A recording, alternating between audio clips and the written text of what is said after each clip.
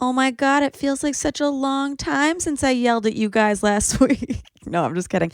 That wasn't a yell. That was a thoughtful conversation with my beautiful companions.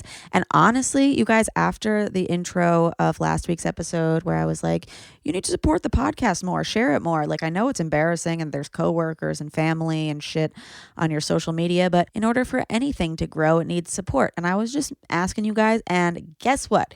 You turned out full fold. Oh my God, I've never seen so many shares this week, so many nice messages, so many people sliding in the DMs being like, I've never reached out to you, but I want the first time to be a positive. And like, it was just such a fun week. And I only got one negative message. I'll read that in a second. But I want to start with something positive. So this one I got, and it's from Vera in Helsinki, Finland. And she said, just wanted to say I appreciate your podcast, but as I once was also a lazy masturbator like you, I also was a lazy podcast supporter. I really liked your response to the Andrew Schultz episode and liked and subscribed after that. By the way, after finding your podcast, I started doing the tasks and bought a womanizer, never liked vibrators, and I manned up, maybe womaned up, I don't know, personed up. It took a few months, but I finally came for the first time. Never too late, as I was 34 at the time. Thank you, Remy. Oh my God. Congratulations, Vera. So exciting. I love being able to start all these episodes with a congratulations because we get them all the time. And that was just the most wonderful message. Thanks to Buffy for supporting How Come. For $20 off of your Buffy comforter, visit buffy.co and enter promo code How Come. Okay, now for the one bad message. Oh my God. Maybe. First of all, she spelled my name wrong. And it's like, come on, man. Like, you're going to criticize me while spelling my name wrong? Do one. Choose one. Okay, here it is. Hi, Remy. I'm a regular follower and I love the podcast. Always do the online polls, etc. So glad. That's why we make them, to entertain you. I'm sat listening to your latest episode, starting with a very long moan and critique of your supporters, and I'm ready to turn it off. It's such a negative vibe to start the episode off. What? No, it wasn't a moan. It was, first of all, there's a reason I put out that episode. It's because I knew that the backlash would be so loud because like I'm very accustomed to it by now that when you guys don't like something, you speak out. But I wanted to make the point of, if this is the first time you're reaching out and it's something negative, then maybe, like, I know it's a thing in human psychology that like people don't leave Yelp reviews unless it's like a negative thing. In this situation, I was just saying, like, be more brazen about what you're sharing. And like, I get it. It can be embarrassing, but also what I was saying is like, let's change the mentality of people that it's like sexuality for girls isn't embarrassing. Like there's another podcast called Cumtown, and like they're wearing Cumtown merch all over the place because I think the stigma for guys is that if you're wearing a shirt that says cum, it's like not as gross, but if it's a girl wearing cum, it's like, ooh. So yeah, I don't know, do the stuff that you're comfortable with, but also ultimately what I'm saying is like we should be as comfortable and as loud about the things that we like, you know? Anyway, let's continue reading her message. She says, I say this with love, but I think it's wise to dictate how people interact with the info you put out there. To get such a big negative response, instead of blaming the people who follow and support you, you should be looking at why you/your team thought it would be a good episode to put out. Do not come for my team, okay? You may come for me, but don't come for Robin. Don't come for Pamela. Don't come for Liz, and don't come for Charlotte, even though she's not on this season. She will be eventually. And you don't even know Pamela and Liz, and you kind of know Robin. But like, don't come for the team, okay? I talked it over with Robin before we put it out. She is our beautiful, wonderful, brilliant intern in New Zealand. She is 19 and she is a feminist to the core. And she thought this episode was funny, but she also was like, it'll be a good opportunity to talk about the fact that there are podcasts that get shared a ton and podcasts that don't. And ours is one of them. And we get why. But yeah. It stopped anyway. It stopped twice. What did? The phone first stopped, and then the Netflix. Oh, no. Okay. Okay, I'm recording. Oh, goodbye. Goodbye. I love you. I love you too. Okay, that was Ben. He's a very nice boy. Here's your pen. What was I saying? Oh yeah, don't come for my team. Then she says, I have passed your podcast on to so many friends, thus supporting you, but you have no way of knowing that. And I am sure other supporters will have done so also. No, I know that. I know a lot about the word of mouth. That is not a problem. You guys, I mean, no, some of you should tell your friends, but like, I have no way of knowing that. So like, why would I don't know. What else? I shouldn't have to justify my support in order to give some constructive criticism. I shouldn't feel like I need to like an Instagram post in order to be able to send a message. You don't have to like an Instagram post, but do you have that much of an issue doing it? Like, I don't. Also, you guys should know, this is the first message she's ever sent me. Like, while I'm reading all of this, I'm like, the irony is not lost on my ass. She says, it just seems like you're trying to push people to interact with your social media /Instagram. Yeah, we're not shady about that. We get shadow banned. A lot of sex accounts do. So we need your support. It's just like kind of, yeah. Okay. The amount of likes you get doesn't validate your podcast following or quality. Thank you. I know that. I really do. Your subscriber do. Yes, I know that.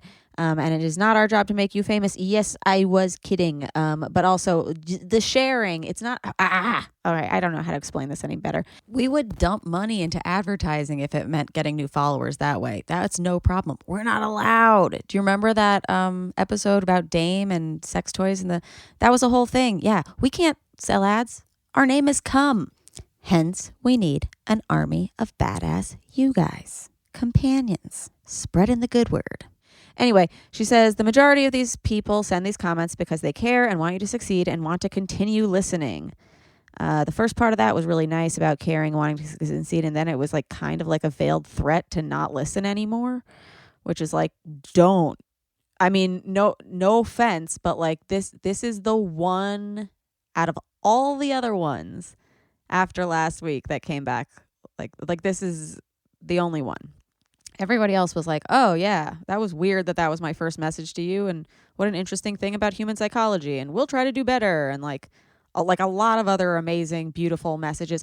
Oh my God, I have to read another one that's like amazing. But anyway, so this girl finishes up and she says, I hope you're keeping safe and sane, Rachel.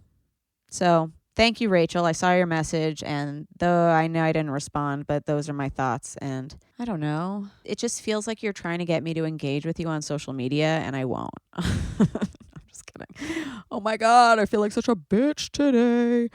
But, you know, honestly, I feel so grateful for the huge amount of other messages that came in, and the amount of sharing. And I even spoke to one companion who's a guy, and he's like, I am embarrassed to share the podcast because like I feel like it looks weird that I listen to something about female orgasms. And like, I get that.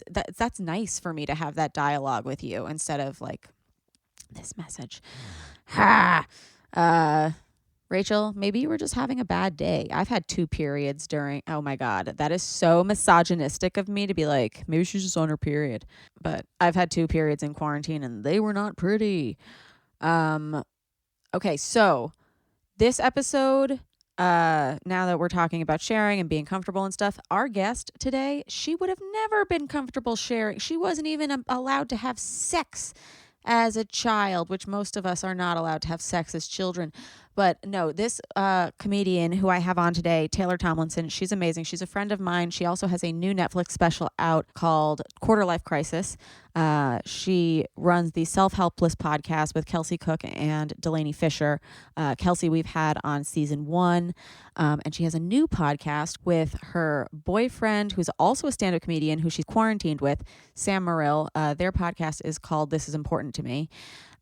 And they have a web series together called New Couple Gets Quarantined, all about their relationship. And that's what we're talking about today, is how she grew up and how an abstinence-only education shaped her sexuality, and also what it's like to be quarantined with a new bae.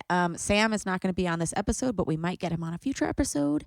And yeah, I just wanted to hear from Taylor and catch up with her because she's got such an interesting sexual history and a story that I think will resonate with a lot of people that we haven't really touched on yet. And she's hilarious and it's a lot of fun. And you should all watch her special after this episode because it is just a barrel of laughs. And also, here's some more promo, me trying to get you to interact with me on the internet. But I've been doing my live comedy shows at Remy's Comedy Club every Wednesday and Saturday at 9 p.m. Eastern Time, 6 p.m. Pacific. And we've been having a lot of fun. Thank you to the Loyal 42. You know who you are. Being in the audience every time. It's very, very fun. And then this is the piece de resistance of the beginning of this episode. Our theme song today was reposted by a companion. She sent it to me a while ago. She did a cover of our theme song, and it's like the most beautiful thing I've ever heard. So that's what's going to kick off this episode is this amazing cover of our theme song by, I think her name is Maya. Her Instagram is KLANTMAJA, and she's in Sweden.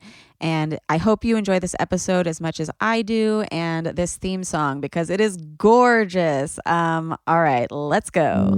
It's not you, it's me. I try so hard to finish honestly. They say you'll know when you go all the way from A right down to O. Oh no, I think that I still got a ways to go. Oh no, I'm sick of this and I have got to know how come I can't achieve, how come I can't achieve. I'm rolling up my sleeve, I'm rolling up my sleeve. Oh baby, I believe these gifts can help. 'Cause I can do it by myself. I wanna just... Oh my God, it's so good. I listened to it so many times this week. If you want to follow Maya, you can find her music on Spotify as Maya and the Missing Orchestra, MAJA and the Missing Orchestra, or on Instagram at KLANTMAJA. And if you want to write your own cover, send it to us. I love hearing this stuff. It is, wow, you guys are talented, and I'm lucky to have you as companions.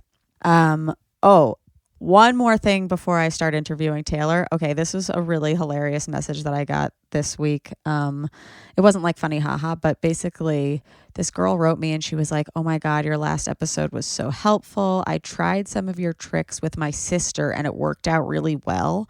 And I was like, what the fuck did you do with your sister? But then I remembered that Vanessa Marin was on and it was about like relationships and asking for alone time. So that can apply to your sister. And so I'm very happy that worked. But I was like, oh my God, what is this podcast doing? Okay, anyway, you guys, she has a new Netflix special out called Quarter Life Crisis, and she co-hosts the podcast Self-Helpless and the new podcast, This Is Important to Me. Everybody welcome my pal, Taylor Tomlinson. Hello. It's so good to see you. It's so good to see you. I have so many questions. I have so many questions. I based on the know. 2 sentences we said to each other pre-recording. I know. It's awkward recording podcasts about your boyfriend with your boyfriend in the next room. I mean, this is all we do all day is we just go, okay, when do you have a podcast? Okay, I have a podcast an hour after that. Okay, so you take this room then and I'll take this room that time. And maybe and we like it's a lot of scheduling podcasts and stuff. So I get like stressed when I'm recording here because it's like playing a game like, can you hear my boyfriend's mom? In the background. Oh my God, I can't wait to ask you so many questions. I know. Can you guys hear each other? Can he hear us right now? I don't think so. I don't know. I also got him the noise canceling AirPods. Oh, that's nice. For Christmas or for Hanukkah in his case. I don't want to be offensive. For Passover? Sorry. For Jesus Day. I don't know. Yom Shoshana. So I think if either one of us has headphones in, you can't really hear the other person, but I think we can hear like vague murmuring, but he knows all this. It's not like he wouldn't learn anything new. True. Yeah. I'm going to just have to get headphones for Ben's entire family.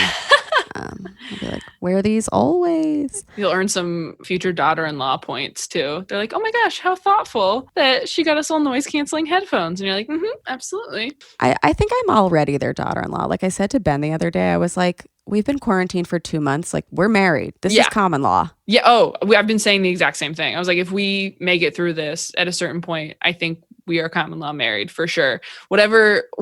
I think 2 months of quarantine is the equivalent of 7 regular years living together for sure. Do you watch Love Island ever? I don't.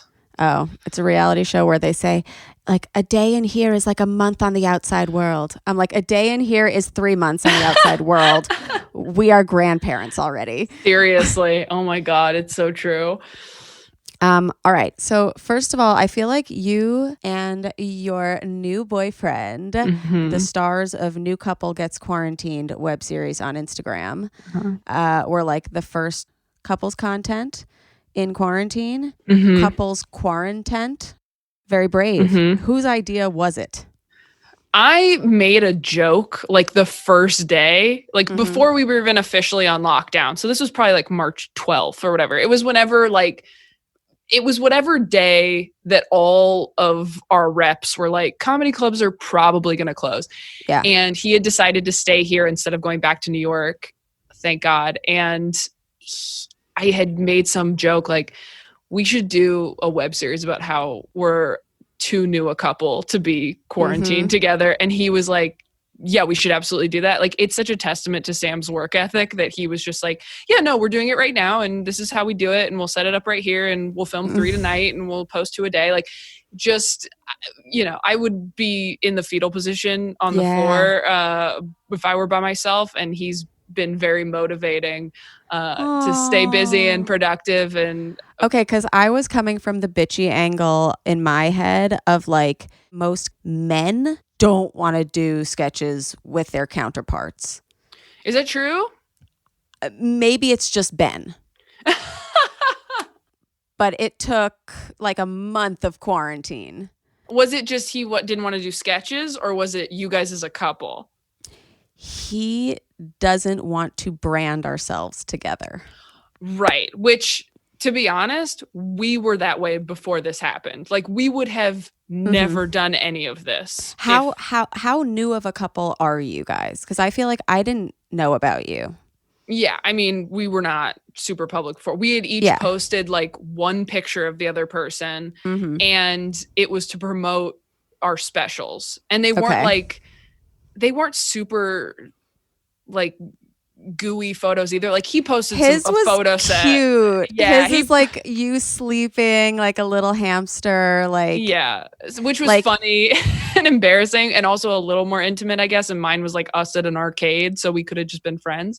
But yeah, we were not gonna be super public, and now we're like, okay, I guess we're doing a web series and a podcast together, and we've been doing all this press together because we've gotten all these like interview requests because of the web series, and it's been very weird. We've acknowledged it. We're so glad that we live together very well and easily, and also that we work together very easily.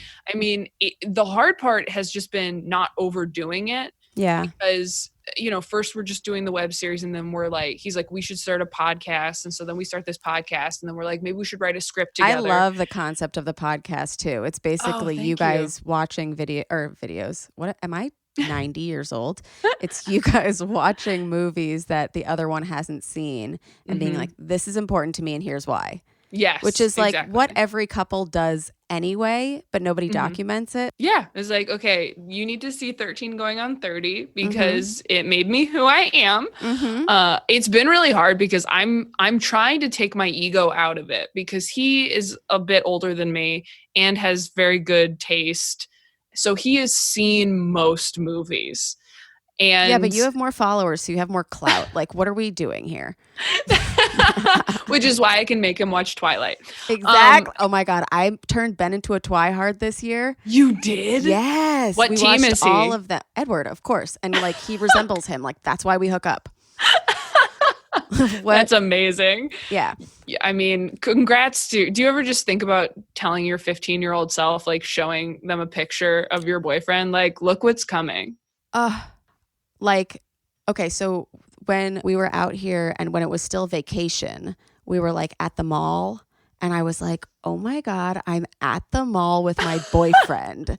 Like, young me would be so impressed and like, I look good and my nose is straight now. Like, she would love me. Oh my God, I love that so much that you're just like, I'm hot and I'm at the mall. That's so true. In middle school, being at the mall with your hot boyfriend was like all you could hope to achieve in your life. Never had that. That's incredible. Was your skin always as perfect as it is now? No. One, I have a filter on like Zoom, but I've seen you in person. I've seen you in person. And I went on Accutane when I was 15. Okay. I know, but I know people have been on Accutane and your skin is still like, it's so perfect. It's my dad's a dermatologist too. Oh, okay. That makes sense. So that's a whole thing. You get someone on the inside there. So you were visiting his family. And so I was visiting his family. Yeah. For the first time? How long have you been together? You've been together a while. We've been together. It'll be 4 years in August. So you'd met them. Yeah, I've met them. But like, we don't come here often, but like we like each other. And I was like excited to see them. And like, and it honestly is fine. It's just like, there's so much wondering how much of me they've heard in many capacities. Oh, I see. I can hear your or if garage. They heard you can hear my vibrator. Like, oh, yeah. That's gotta be strange. How old are they? Like 70s. Okay. But wait, let's talk about you, because then I can ask questions and not be nervous. I know. I'm like, how can the people that you're talking about can hear you? How old are they? Is their social security number? So you guys were together for how long? Like 6 months. 6 months. We were also long distance, so that like sucks. You like hardly ever see each other. Yeah. But that's like, you're being a touring comic. You're long distance with everyone long you distance date. Anyway. Yeah. Yeah. Even I live. This is actually kind of nice for you guys, because like it's the first time you've been able to spend this much time, and neither of you are like, we're spending so much time because we're losers. Like, we're not getting work. You know, like no one's getting work. Yeah, exactly. We're not falling behind anybody. Yeah. Which is, I guess, the silver lining. But yeah, even like I lived with my ex-fiance and I've never seen anybody that I've dated this much. Mm-hmm. So I was not sure how it was going to go. Because obviously when you're long distance, you kind of have to go back and forth living together. There's no like, come over and spend the night for one night. It's like, okay, 4 days to a week at a time, we're going to see each other. So we're going to bang. I'm going to get my UTI. Then you're going to talk me through it the next 3 when we're apart. Oh my God. I have so many pills and supplements and powders now for UTIs. You gotta. Are you prone? Oh, yeah. Oh, do you have the pill you take after sex? I have the cranberry. I don't take them anymore. Like Ben and I, it's become like a team thing that if I lay down for more than 2 seconds after, he's like, get in the bathroom. Love it. Dump it out. Yeah. You don't want to start stinging. And I'm like, thank you. You're right. Oh, I love that. What an ally. No, he's a champ. He's also become very protective over our new Buffy comforter, but in like a weird way.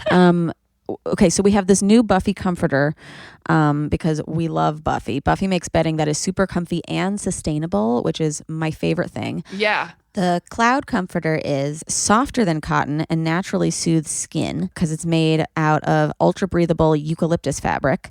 It's so soft that Ben won't let me put a duvet cover on it. Like I keep asking his mom because like, you know, like I get my period or like I might jizz on the thing, you know, like it could get dirty. And I was like, hey, can we maybe get a duvet cover? And Ben's like, no, it's so soft. That's one of the things we love about it. That's what he said verbatim. That's one of the things we love about it.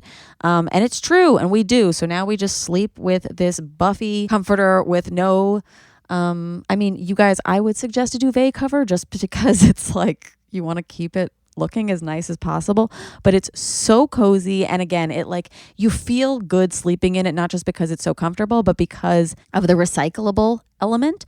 Buffy comforters are sustainable.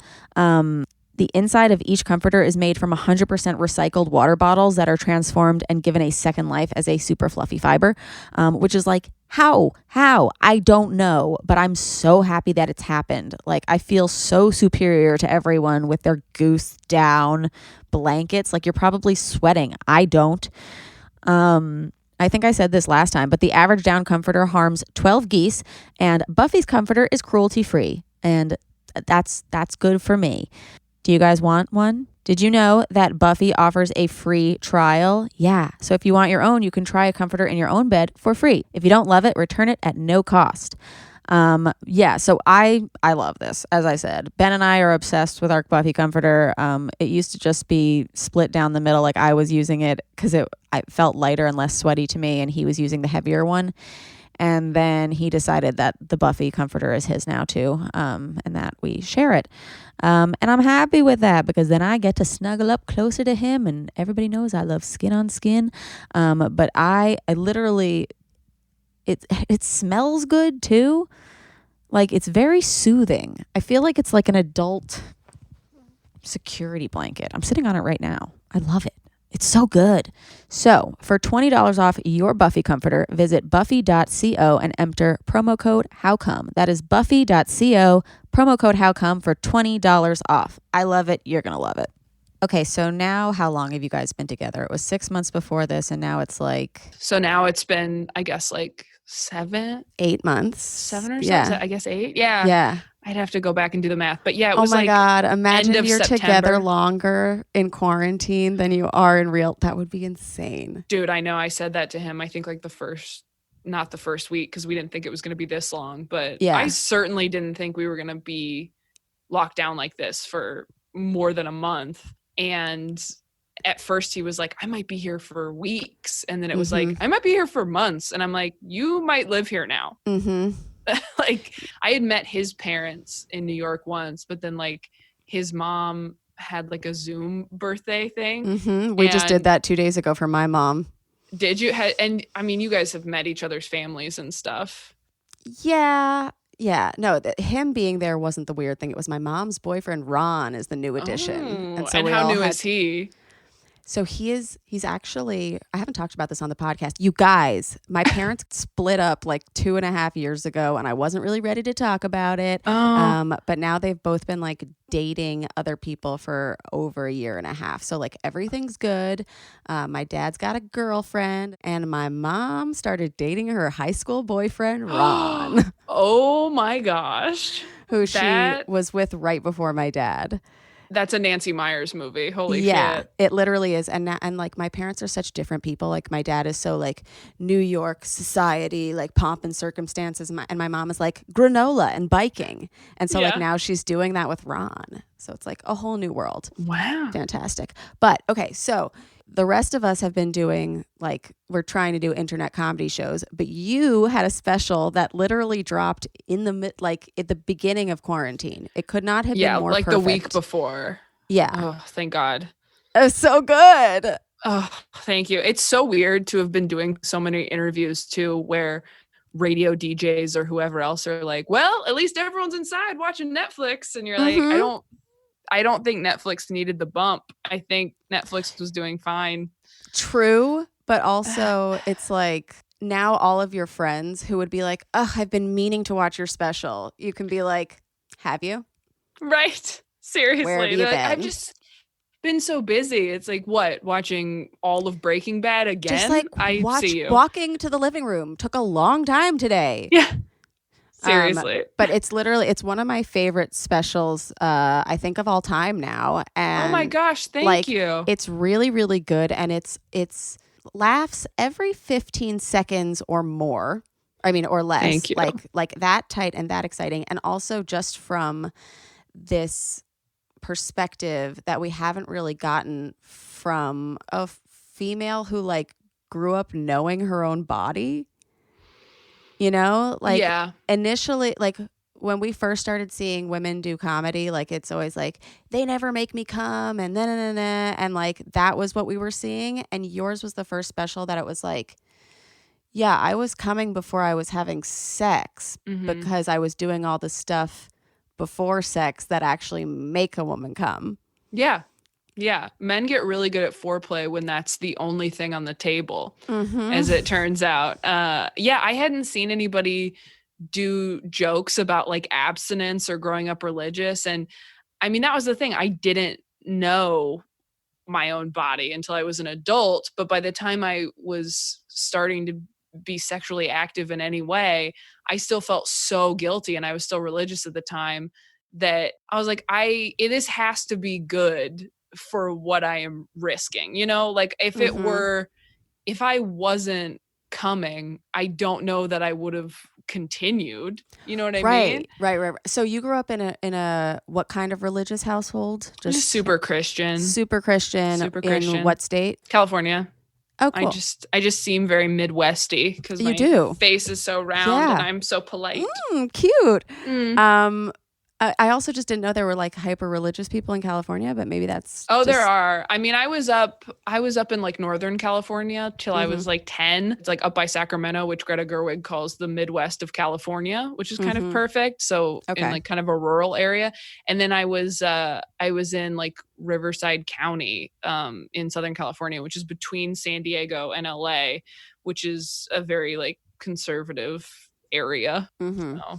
Church on Sundays, every Sunday. Yeah. And then our church was like trying to get bigger and expand, so they adopted like a Saturday night service. So then we'd go to the Saturday night service, and then Sunday morning there were like another 3 services, and luckily my parents were like, let's do Saturday nights so we can all sleep in Sunday. So we were doing that. And then depending on, you know, how long were you expected to do that? Like how old? I mean, I was expected to do it until I couldn't anymore. I think I stopped going regularly once I was in college and I had a job and I was doing stand-up, because between stand-up shows and my job at Soup Plantation or wherever, like those 2 things, I either had a shift or I had a show. And then even by the time I got out of food service and I was just working during the day as a receptionist, I was still doing shows at night. So I wasn't really available to go to church anymore. And it just kind of naturally phased out of my life. And it wasn't as guilty because it was like, I literally have no time. Like, this isn't me rejecting you. Yes, exactly. This isn't you, church. It's me and my schedule. Right, exactly. Yeah. Got to make that money, church. And like, how often was sex or like don't have sex mentioned? Every week, like all the time. Every single week? I mean, probably not every single week, but it feels that way. I mean, they start talking about it when you're in middle school, and then once you're in high school, it's like all the time. Like if you are going to any sort of youth group situation, because by that time you're in regular church, but if you're going to any sort of youth group situation, they're talking about it all the time because it's obviously the number one thing all of you guys are thinking about. And then my dad was just a huge like abstinence guy. I mean, he's got 4 daughters. So his biggest fear was like someone's going to have sex and immediately get pregnant. So it was very, very much at the front. What number are you? I'm first. Oh, so it's like not worst for you, but like the hardest for you, that they're like all of our hopes and dreams are on you first to be a perfect kid. Right. That's a lot of pressure. Yeah. So the first time that you actually like let yourself do anything sexually, how old were you then? Like the first time I came? Is that what the question? No, just like because I feel like talking about sex and sexuality and saying it so often, saying don't, like I would even be like, oh, I'm scared to kiss. Yeah. Totally. Yeah. I mean, like I had my first kiss when I was like 13 maybe, which is kind of normal, maybe a little late. I don't know. And then like was pretty dormant. Like I don't think I did anything in high school. I mean, I was religious in high school, and then I got to college and I was dating like my first serious boyfriend when I was like 18, 19. And once that was happening, it was kind of like 0 to 80, I guess. Nice. I mean, that's what they tell you in church. Like, it's a slippery slope. And you're like, can I just do like, this? he fell into my ass.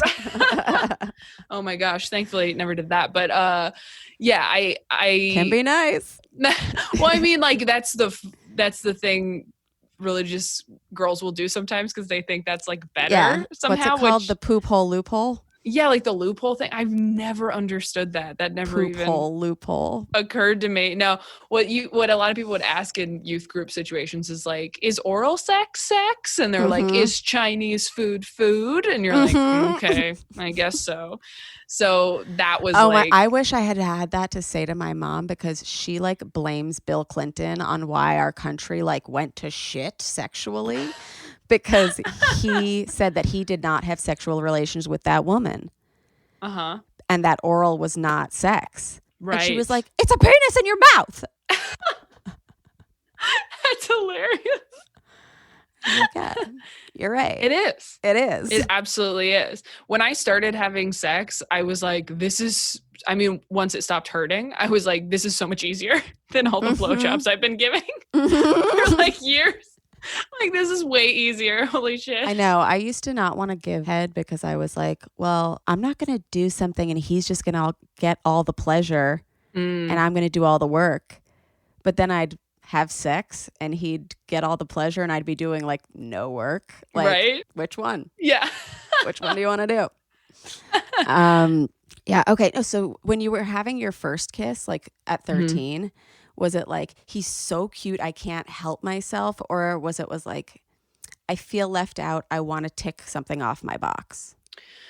I mean, even that was like, it was somebody I had a crush on for like 2 years and then was like my boyfriend or like dated for like, I think about a year, like 13 to 14. Oh, you guys and did I'd had time. a crush.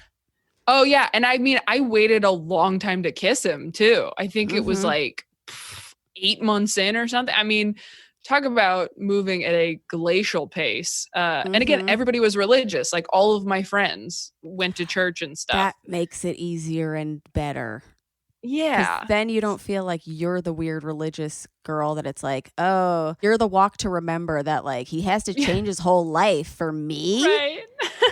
It's like, no, he was already in youth group too. Right. And that's everybody. I mean, I was definitely very naive too, where when people started like making out or having sex and friends of mine would talk about it, I'm like, nobody's doing that. And they're like, no, some people are. I'm like, no, they're not. They're just lying to seem cool. And it's like, no, you're just not cool. Yeah. Like, you're just not doing anything. You're and that's just why not in on everything. Yeah, exactly.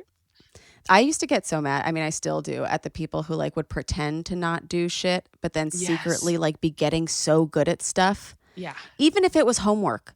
Take sex out of the equation. You know, like anybody who'd be like, oh yeah, no, I don't try. I just got A's. Oh my gosh. There were so many stellar blowjobs suddenly. I'm just a natural, I guess.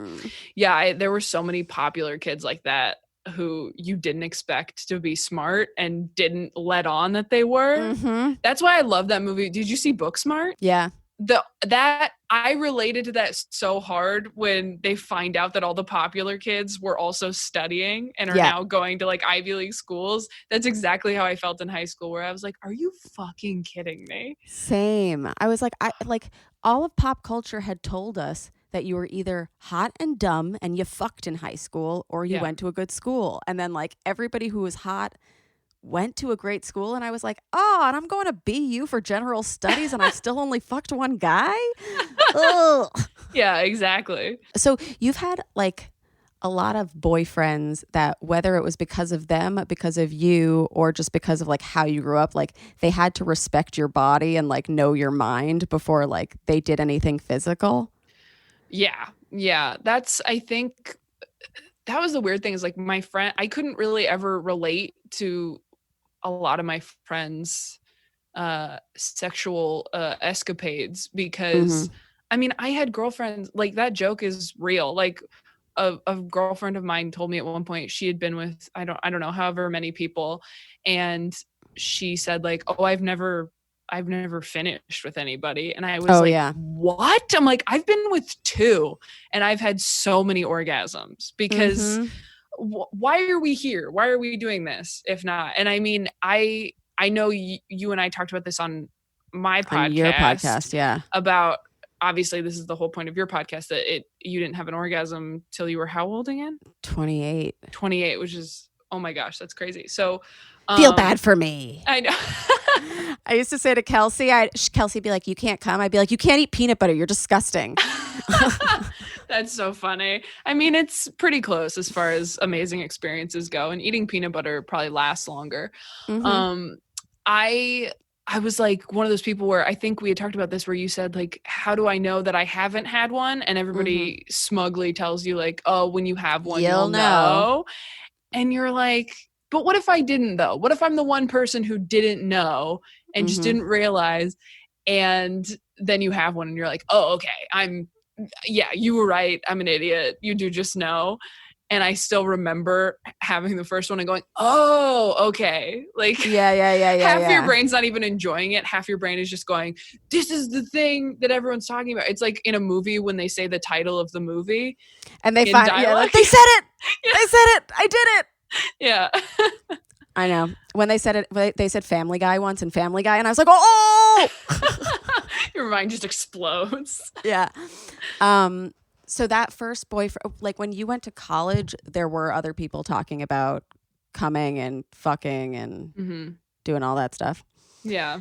So which one of you were the one to make like the first move?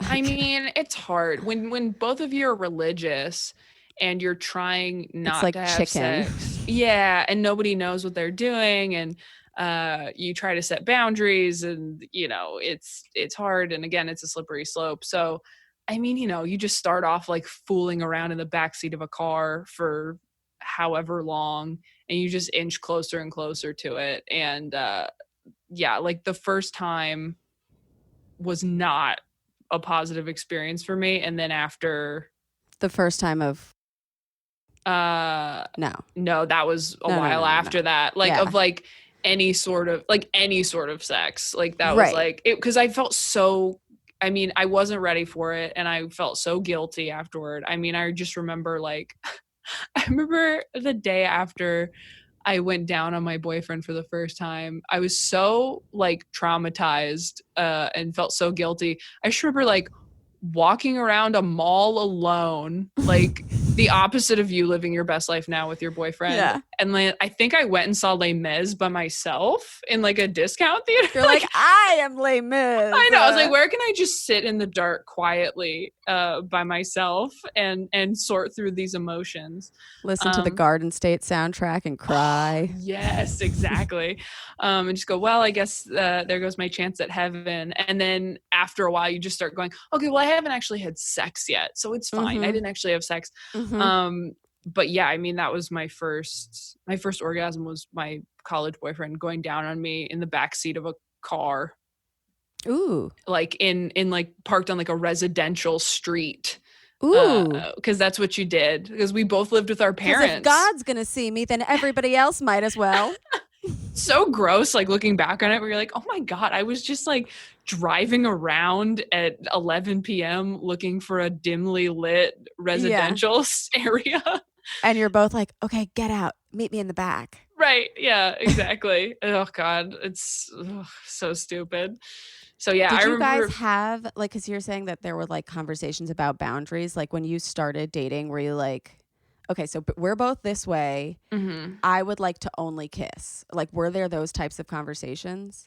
Yeah, there were those types of conversations. And then of course that doesn't happen. But yeah, in the beginning, I think we definitely had that talk. And like, even after that guy, I mean, I said that to my next couple boyfriends too, where I was just like, I'm not ready to, I remember saying that at the beginning of relationships, which they teach you in church is like, that's the test of whether or not somebody's interested in you for real and like respects you, which really fucks with your mind, just as an adult in adult relationships, because you still feel like even after you start having sex, like there's still part of you every once in a while that goes, oh my God, I had sex with him. He doesn't respect me. He must not respect me. Yeah. I feel like you learn that though, like even in like not church, like in like, like from your grandmother sometimes. That's like, if you give him this, like he won't want you for anything else. And like,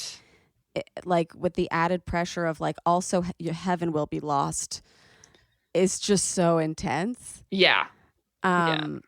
But I liked the joke that you said in your special where you were like, the hottest thing you can say to a girl is we don't have to do anything. Like somebody who's really respecting your boundaries. And you were like, it's like a gobstopper test. And then once he's like, it's fine, you're like, welcome to the factory, Charlie. 100%. And that was something good. That was something I had noticed with the last guy I dated when we started dating. Like there was one point where I remember we were at his apartment and things were like going that direction. And I just like got up and went, you know, like, when you like go to the bathroom and you're kind of like collecting yourself. And I got back and I was just like, you know what? I'm just not there yet. And he was like, oh, okay. And it was totally fine and not an issue. And to be honest, I've never been with a guy who was a dick about it ever. Like everybody I've been sexually active with has been somebody that I was in a relationship with and loved and cared about me. So I haven't been with anybody who was like, fuck you. But he and I were still early on dating. Like we were a few weeks in. And I keep hooking up with guys who are just like, fuck you. No, I'm just kidding. But it was like a few weeks in, and obviously we were not like in a committed relationship and nobody was in love or anything, but I was like, that is so hot. And as soon as he was cool about it, I was like, oh, that's weird. That I noticed it as like a pattern of mine where I'm like, something definitely shifts in my readiness as soon as I know I don't have to do it. Yeah. Does that make sense? Like once I feel safe with the person, I'm like, floodgates are open, but I have to get there. I'm sure there's something about like needing validation too. I was doing a joke. There's a joke in my new hour that hopefully I get to perform again at some point. Do it I was via talking Zoom. About, we'll do it, yeah. Where I got on like an antidepressant, and people always told me like, oh, your sex drive will go down when you get on an antidepressant. And I'm like, honestly, I can't tell if my sex drive is lower now or if my self-esteem is just higher. Yeah. Like, am I not in the mood, or do I just not need the validation? Because depression will bring you to your knees and you're like, while I'm down here, might as well make someone feel good, because this is just a bad Tuesday otherwise. So I definitely noticed a shift once I got on medication where I was like, why do I not feel like I need to blow my partner so he doesn't leave every day? Every day. Regarding religion and sex, have you ever gotten past like the guilt? I think I'm over the guilt of sex, but I think all those things are pretty deeply ingrained. Like the trust issues I have definitely have to do with that. Because I mean, I remember I used to listen to a podcast that was a pastor talking to like college students in church about purity and everything. And something they would tell us is like, if you have sex before marriage, you guys are the type of people who will cheat on your spouse because you have no self-control. Oh, whoa. Yeah. Like, and my parents said that too. My dad and my stepmom waited until marriage. They also got married like 7 months after they met, but they were like, we totally trust each other because we know that we respected each other enough to wait. And it's like proving to your partner that you have the self-control to not have sex with someone, even if you want to really badly, which like doesn't not make sense, which is. But like, it's also not directly comparable. Yeah. Where it's like, okay, so this means like you did this in your childhood, and also this means that no one ever has the ability to change. Right. Well, and it's like when you're a teenager, your hormones are just not your childhood. When you're a teen, you should be fucking as a child. Right. Yeah. I mean, it's the thing is, it's like when people tell you like, not to be scared of dying. And you're like, but I am going to die. Like you can see the logic behind it, but it's also not true or correct, because the older you get, the more you realize like most people don't wait until marriage. Like most of the people who said that they did are lying. Like I remember I had some friends in high school who got married like right after graduation because they were really religious. And we all used to be like, do we really think they waited? Like, is there a chance? And they saw me perform, I think last year, and they came to a show. They're still married. They're a great couple. And I was doing bits about, that were in the special. And they came up to me afterward and they were like, we were totally doing other stuff like in high school. And I was like, hilarious. I knew it. I knew you were. Fucking assholes. I knew you were. There's no way you could have just like done absolutely nothing and then gotten married and been like, I guess we'll kiss on our honeymoon. But there are a few people who do it, but for the most part, it's just not realistic. And I think that's the biggest problem with all the abstinence education is like people get set up for this like very unrealistic goal of purity until they're married. And then you read, even sometimes people get married after staying abstinent and then they still feel guilty when they're having sex. Oh, married. That would be such a mind fuck for me. Yeah. Like, it's like I did everything right and now I still cry after sex. Yeah. It's so hard. And I do think that I am grateful for growing up that way for the reasons I kind of outlined in the special, which is just that like, it really did teach me how to ask for what I want, I guess. I also like dated somebody early on who was good about checking in and asking what I wanted and needed and made me feel okay about it. So I think that was definitely helpful because I just know so many women who are too scared to ask for what they want and don't know what they want. But or like, they don't know. Or they assume that the guy's just going to do a bunch of stuff. Right. And it's like, well, there's only so many things he can do. Right, and exactly. You kind of have to direct him. So had you never masturbated before or nothing? No, nothing. I had like woken up from like are they wet dreams if you're a lady? Yes. I guess I'd had that like a few times in my teens, but I didn't know what it was. And then, my first orgasm was with my boyfriend, which was like, it's kind of embarrassing. I think a lot of people have had that experience, but it's a little embarrassing, like having somebody else show you where your clit is. I mean, it's like when you lose your sunglasses and somene's like, oh, they're on your head. Yeah. And you're like, oh, I'm stupid. Yeah. You're like, oh, I'm an idiot. And now I just peed in your mouth. I feel dumb. Right. Right. Exactly. So yeah, I think I learned how to masturbate, like just trying to imitate sensations that my boyfriend had introduced me to, which is like, if I have a daughter, I'm going to be like, hey, figure it out on your own first so that you can go in with the higher ground of like, this is where you go and this is what you do. It's such like a grass is greener thing though, because all the women who did it, or not all, a lot of women who did it by themselves for years before were then like, okay, then it was really hard to learn with a partner. Oh, and then a lot of women who are like, a partner gave it to me first, were like, well, then I didn't know I could do it for myself. Oh, interesting. Or like had to, like both people kind of want what the other one, and I just wanted to come at all. Right. You're like, I don't care who's present as long as we get there. My deepest enemy can give it to me. I don't care. I will take it. So funny. So were you like after the first orgasm, were you like, okay, floodgate is open, we can do this now, or still like? Yeah, I think so. I think after that, the floodgate was definitely open, and then you're like a 14-year-old boy where you're just doing it all the time.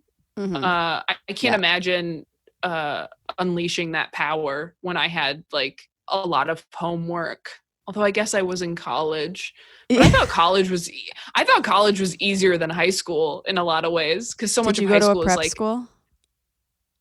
No, but I took a lot of AP classes. So yeah, I've been hearing from a lot of people lately that they're like, high school was a lot harder than college. There was like I went to public school. I don't know. Yeah. But yeah, I was definitely like, let's keep doing this for a little bit. And then of course you're, doing that with your partner too. And it's like even hotter because you're not supposed to be and you feel guilty and there's all that stuff going on. So I have a question. What was it like breaking up with a person that you had been sexually active with? Like my first relationship, like yeah. Did it feel like a failure? Yes, absolutely. Okay. I mean, when you're both so religious and you're young, we had kind of told ourselves, I think, well, we haven't actually had sex, so we're okay there. And then of course we're talking about getting married because that's what you do. We like told our parents, we're like, well, yeah, we're getting married. We're going to get married before we're out of school. Because, you know, we just feel like that's what God is telling us to do. And he's not. You're, you know, downstairs parts are. But yeah, when we broke up, it was like, I mean, part of it is it's your first serious relationship ending. Yeah. But then on top of it, just the feeling of like, oh my gosh, I'm dirty now. And I'm not going to be with only one person for the rest of my life. I remember it was like hard for me to take a shower for a week. It was like hard for me to be naked. It was really fucked up. It was not fun. I definitely felt like a failure for sure. No, I can like, cause I feel like women like in general are made to feel like if you give it away and it doesn't survive, like it's a failure. But then that added thing, you're like, I promised God, I promised my whole family. And now like I feel like I made a bad decision for the past however many years. Yeah. Yeah. You're like, oh, I trusted somebody with this thing that I was only supposed to give to one person. And I thought you were the person, but you weren't. You know what I mean? It's like you got into the wrong Uber or something. You're like, oh, I thought that was my car, but it wasn't. Yeah. And then your next boyfriend is the one that you got engaged to, right? No, that was a few. Yeah, that was a few more. So that was the guy I dated in college. So I was like 18 or 19. And then I dated 2 more people. You also told a story that getting rid of your virginity was tougher than you anticipated. Yeah. Can we just talk about that for a second? Absolutely. So I had done everything except sex and your quote unquote virginity, your intercourse virginity, because it's a construct. It is a construct. Yes. My biblical virginity. I got to a point because I got to a point where I was like, there is no difference. What am I waiting for? And even friends of mine though were like, there's a difference though between sex and like the other stuff. And I was like, I don't know. I mean, it all feels the same. And I don't know. I don't remember when I had sex if I was like, oh, this is totally different. I mean, obviously it's more invasive. But yeah, I remember I was dating somebody who I was in love with and I trusted. And I was like, hey, I am ready to have sex now. And he was like, great. And then like kept putting it off. And I was like, what? Okay, what is happening? And it really fucked with me because it made me feel like I was unattractive. Yeah. And I was like this, and because it is like, that's what society tells you is like, it's so easy for women to have sex if they want to. I mean, it shouldn't be hard. And so everyone's going to be trying. That's what I was told. And so when I'm with somebody who is in love with me and is like, I want to be with you forever and like all these different things. And they're like, I don't know. And I think he was just nervous. He was just nervous about like deflowering me or something. Oh, like, sure. He was just nervous about it. And it or sucked. He could have been like struggling with his own shit. Like as like somebody who like was like, maybe like God wouldn't want me to do this. No, you know? he didn't have any of that. Oh, none of that? Okay. No, he wasn't religious at all, which is what was frustrating. Because I was like, God, you don't even feel bad. Like, what are you talking about? So that was tough. I didn't even have the God card to fall back on. And I remember it was like an argument. And we argued about it a few times. And he's just like, I don't know. It's just like a big step or whatever. I'm like, you've had sex. It's a big step for me. And I picked you. What's wrong? And it felt like trying to knight somebody who was like, I'm good. And I remember there was one point we got in such a big fight about it one night and he was just like, you're right. Let's just do it. We should have done it a long time ago. Let's just do it. I'm sorry. And I was like, all right, well now I definitely don't want to. Yeah. You're like, that's the most unenthusiastic thing. Like if I'm like, hey Ben, you want to shoot this with me? And he goes, sure. Yeah. I'll go, nope, we're not doing it. And I'm out. And I don't sure need to. is not enthusiastic consent. That's yes. I will, but Yeah, that's not what I wanted. So that didn't work out. And then when I did lose it, I was like, it was not like a great, I mean, it was like fun and funny because I knew the person, but it wasn't like, it's not like great. Like it hurts Yeah. at Yeah, first. yeah. And it hurt for a while. So And you're not going to come. no, I mean, you're not going to come that way. I mean, that's the thing. Like I was luckily. You're like, yeah, it is different. This one's less fun. Right. I'm like, this one's way worse. What are we doing? Yeah. But that person was like, again, I feel like I lost it to the right person because again, it hurt. You had to be patient. Like it's not fun fucking somebody who's in pain the whole time, who's just like, no, like stretch me out. I'll get there. Like they're just like wincing. Yeah. And like, yeah. But that guy put in the time and like bought me a vibrator and stuff. Like I hadn't had a vibrator before that. That's and was nice. like to, whatever, practice with and everything. So we got there. But yeah, I remember that fucked with me so hard where I was just like, dude, I just need to get rid of this. Like, yeah, I just want to stop being the only person who hasn't experienced that. I just felt still very sheltered and like I had held on too long and like it was the last bit of guilt that I needed to process. And so to be turned down was very strange and unexpected, but I get where he was coming from. I mean, again, it's just, he was also like, I think it was just a big responsibility, even for someone who's not religious. No, but it's like, this has been a big thing for you and you're going to remember this forever. Right. And so now, like, I don't want to fuck up. Yeah. And then I dated my ex-fiance. And so you only ever had intercourse with two of those guys, P and V sexual intercourse. Yeah. Nice. It's pretty cool. Is it? I don't know if it is. I mean, it's not cool because it's like your number's low. It's pretty cool. It's like you were able to have orgasms before you fucked 27 guys. Like I didn't do that. Right. That was what was so crazy to me when friends of mine said that. They're like, I just don't ever. I don't think I could with somebody else. And they were masturbating, but they weren't having that with partners and even partners that they were in relationships with for periods of time. And I was like, I just couldn't wrap my brain around it. And I'm like, am I having better sex than friends of mine who have been having like more fun on Instagram? Like, because I felt so weird. I was like, I'm supposed to be with more people. And sometimes you equate your like number being low with like, you're like, oh, I must be bad at sex if I haven't been with enough people. And it's like, or it's like, you're pickier.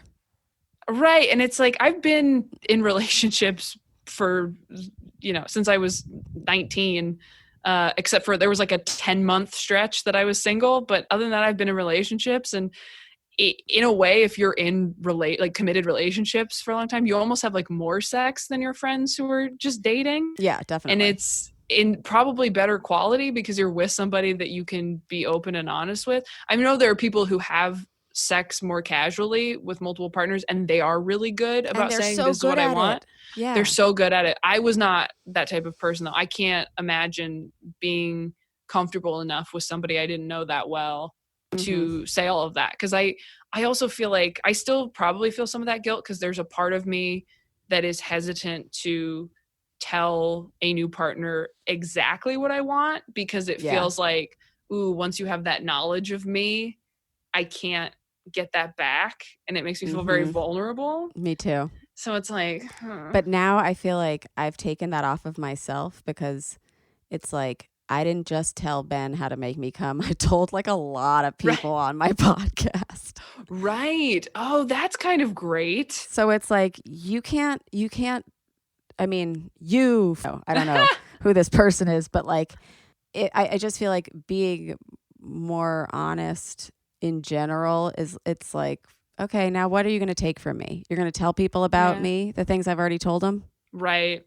That's what's great about comedy is you really do get to control your own narrative. I mean, even stuff that hasn't like made the special or made the hour, I was doing jokes about embarrassing things that happened sexually, sometimes just for like 2 weeks. And it made me feel better because I was like, okay, I put it out there and I told a bunch of people. So if that person tells other people, I don't care anymore. But yeah, I mean, I think there's definitely still some of that religious guilt in me of like, ooh, I'm giving part of myself to somebody that I can't get back, so I better be sure about giving it to them. Yeah.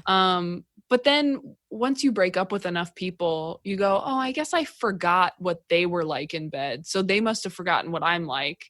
It's not like, Truly. you know, like nobody's gonna remember. Sometimes I try to remember the freckle on my ex's dick, and I'm like, does he remember the freckle in my butthole? Yeah, exactly. There's a refresher if you didn't remember and you're listening. There's a freckle in my butthole. Is it to the side? Is it like a Marilyn Monroe? Yeah, Freckle? it looks just like my face.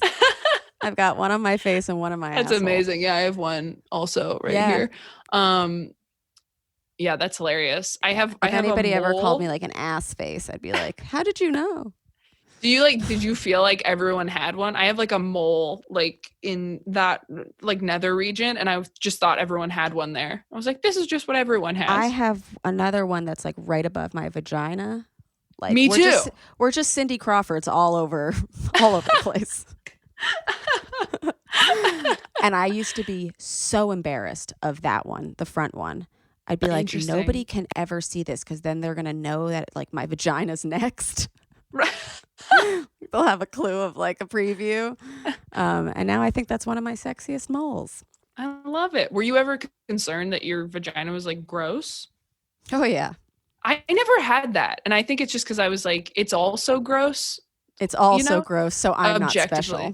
Yeah, I think that's what I thought. I was like, I mean, your dick's not great. Like it's a dick. So and mine's not anything awesome. Like we're all horny enough that we're into it, right? Everyone's gross. Not like dicks are great to beat and girls who blast themselves are nasty. Right. Yeah. It's like everyone's genitals can smell. It's not just vaginas, you guys. Mm-hmm. I'll give you a week. No shower. You'll see. You'll see. In the special, you said you quit dating losers. Mm-hmm. How did you do it?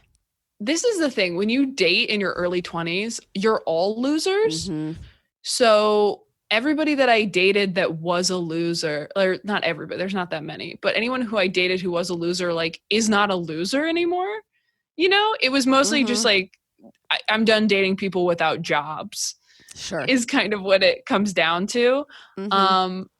And yeah, I think you just get to a certain point where you're like, oh, this seems to be a pretty big issue in my dating life, where if I have a job and the other person doesn't want to get one, that's going to be a deal breaker at some point. So maybe we just stop doing that. You know how you like date enough people where you're like, oh, this doesn't seem to be working. So maybe we don't do this anymore. Yeah. And you had grown enough as a person and like, yeah. Just before we wrap up, I did want to do a little round of Would You Rathers, a little quarantine edition. Mm-hmm. Would you rather be quarantined with someone that you've just started dating and you don't know if you like them yet, or someone that you've been dating for a long time and you think that you might want to break up? Ooh. Someone I've been dating a long time and I think I might want to break up. Interesting. Why? Because I guess I'm just thinking of one relationship I was in where we were together for like a year and I realized it probably wasn't going to work out and we were probably going to break up, but I still liked him a lot. Like we're still friends even now. And we stayed together for like another 5 months and really enjoyed each other. And then we finally broke up. But like, it wasn't like I was having a horrible time those 5 months. Sure. You just know in the back of your head, like, this is probably going to end. I'm sure there are people who were about to break up and then quarantine hit and they're like, okay, you know what? Let's just 100%. Let's just stick together right now. I mean, I have friends that were breaking up as this was happening or right before.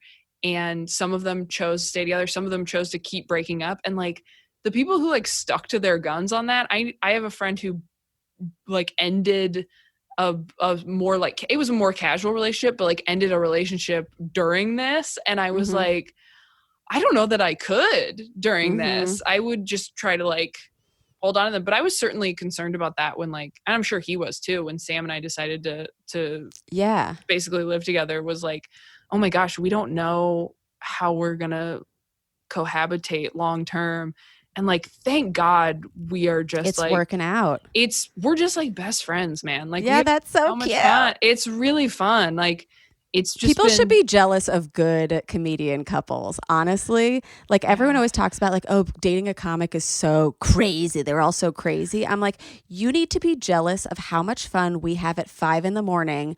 where we're making up shit and we're doing voices that you'll never hear. Yes. Oh my gosh, I totally agree. It's when it's bad, it's really bad. Really dating bad. a comic, and then when it's good, it's like amazing. Mm-hmm. So, and that's what's so hard, because I mean, I dated a comic before this, and I was like, that was so toxic, and I'm never doing that again. And then obviously I met Sam, and I was like, okay, I guess we're gonna do this just again. People. Comics are people too. Yeah, sort of. Okay, wait. Second, yeah, kind of. We're all so broken. You don't want to so be us. broken. Yeah. Second, would you rather be quarantined with someone you're hooking up with who has terrible hygiene or a very low sex drive? Ooh. How terrible is their hygiene? Like, I can't Let's say fix it's it. like mine. Like, let's say it's like brushes your teeth like once a day tops. Okay. And showers twice a week. Oh, then definitely low sex drive, because they won't give me a UTI. Nice. Okay. Fair. Okay. Final would you rather? Mm-hmm. Would you rather be quarantined with his parents or your parents? Oh, his parents. Really? Yeah, because his parents are taking it really seriously. Mm-hmm. And I've met them, and they're very like cool, open-minded people with like great taste in movies and TV shows and stuff. Yeah. And I just think they'd be great. Like, they know how to cook and stuff. Like, Yep. I think his parents would be great to hole up with. Whereas mine, I don't know if they're taking it as seriously. And they like to watch like America's Got Talent and stuff. Oh, fun. Yeah. But my parents do have a pool, so maybe we should go with them. Mm-hmm. That's a hard one. Menos. And Sam, wait, did you know that Sam and I grew up in the same building? No, I didn't know that. In New York City? Oh, that's crazy. I didn't know. Isn't that insane? Yeah. When I started doing stand-up, I was like, is that the guy from the bus stop? Like, that's hilarious. I literally used to see him all the time. So, and they're a Jewish family. Were they cool about a Jew and a goy mixing? I think so. Nobody said Good. anything to me, at least. I don't think that's an issue, because I don't think they're super religious. Nice. Because I think that's when it matters, right? When you're religious? Right. Okay. Yeah. I think they're just more cultural. I don't know. Even I'll find myself like, I am so un-Jewish. Mm-hmm. But then like if I find myself at a wedding where I'm like, oh, are they both Jewish? Oh, she converted. Oh, like, I'm like, what? Like, where did that come What from? are you doing? I'm like, you know, your boyfriend's last name is DeMarco, right? That's hilarious. You're a joy. Thank you so much for coming on this podcast. Oh my gosh, you're the best. Thank you for having me. That was so fun. You're so fun. And if anybody wants to hear the really fun stuff that we cut out, go check it out at patreon.com/howcome. Where can people find you on the internet, on your podcast, and all that good stuff?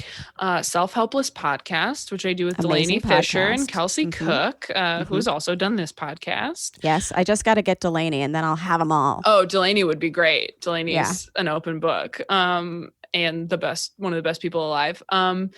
And then Sam and I started doing our movie podcast, This Is Important to Me. So check that out. And then our New Couple Gets Quarantined series on Instagram. I'm at Taylor Tomlinson on Instagram and on Twitter. It's so very good. As always, you can follow me at Remy Casimir and this podcast at How Come Podcast. Also, we have an amazing full uncut video on patreon.com/howcome of this recording. And we're on YouTube now, so go check that out for free. And Taylor Tomlinson, I have to ask you, after a sexual experience, which this has been, did you finish? I did. I absolutely did. Okay, amazing. This was you so guys, nice. I finished too, like so many times, and I'm pretty sure the whole family heard me. Taylor, thank you for coming. My pleasure. And we'll see you next time on How Come. Goodbye. Say goodbye, Taylor. Goodbye. Okay, goodbye. It's not you, it's me. I try so hard to finish honestly. They say you'll know when you go all the way from A right down to O. Oh no, I think that I've still got a ways to go. Oh, I'm sick of this and I have got to know. How come I can't achieve? How come I can't achieve? I'm rolling up my sleeves. Oh baby, I believe these guests can help, 'cause I can't do it by myself. I wanna jizz